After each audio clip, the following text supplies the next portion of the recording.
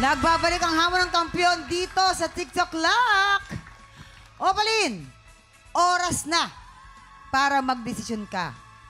Sino, kina Baron, Julius, Kimberly at Bjorn ang hahamunin mo?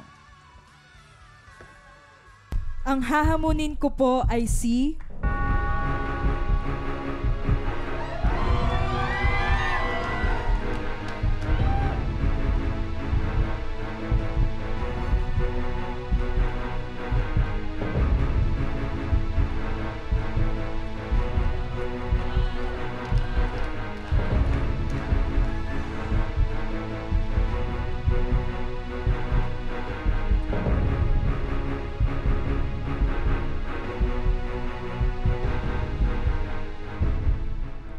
Bjorn Morta.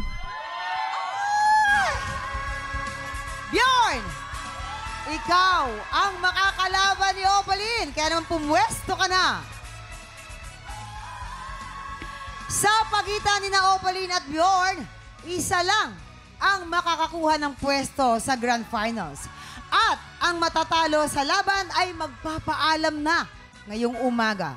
Kaya naman, simulan na po natin ang one-on-one bakbakan sa performance ng ating kampiyon ngayon. Opaline, paghubasan! Ako si Opaline Paghubasan at handa na akong hamunin si Bjorn Morta. Ang asawa ko po talagang nakasupport from day one, from the auditions until the very last day.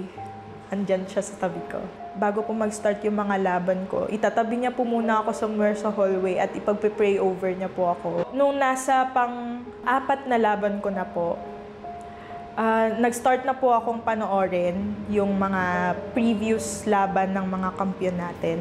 Pinag-aralan ko po yung mga songs nila, yung weaknesses and strengths nila. Sobrang undecided po ako until the last minute kung sino po ang hahamunin sa kanila. Kasi lahat sila, iba't iba po kami ng forte, iba't iba ng weaknesses, iba't iba ng strengths. I'm torn between Kim and Bjorn kasi yun yung nakita ko na kaya ko silang tapatan. Pero dahil po habang preparations kanina, laging sinasabi ni Bjorn na I'll go home na, I'll go home na. Pero parang lumabas sa akin yung pagiging music teacher ko na he has to face the challenges. Gusto ko na siya yung ma-challenge for this day at alam ko na kahit anong mangyari, gagawin niya yung best niya.